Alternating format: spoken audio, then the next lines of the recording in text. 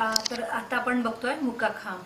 मुकाखांबासाठी पहिले एक साखळी घ्यायची आणि दुसऱ्या साखळीमध्ये सुई टाकून धागा सुईतून समोर घ्यायचा आणि मग जो लूप तयार होतो त्या दोनातून एक करायचा. जिथे मुकाखांब करायचा आहे तिथे सुई त्या साखळीत सुई घालायची, धागा सुईवर आडी घेऊन धागा साखळीतून बाहेर काढायचा, दोन लूप तयार होतात आणि मग दोनाचा एक करायचा. सुईत साखळीमध्ये सुई घातली,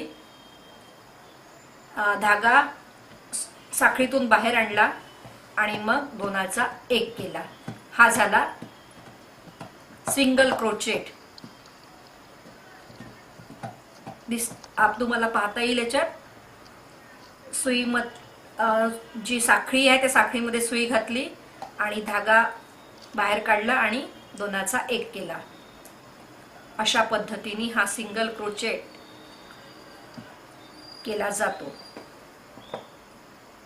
याचा मुख्य उपयोग जेव्हा आपल्याला काम आपलं घट्ट करायचं आहे किंवा भरीव करायचं आहे तेव्हा केला जातो.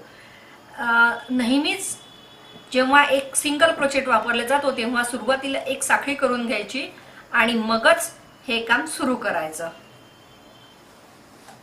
म्हणजेच मुकाखांब हा एक साखळीच्या बरोबर असतो असे आपण म्हणू शकतो.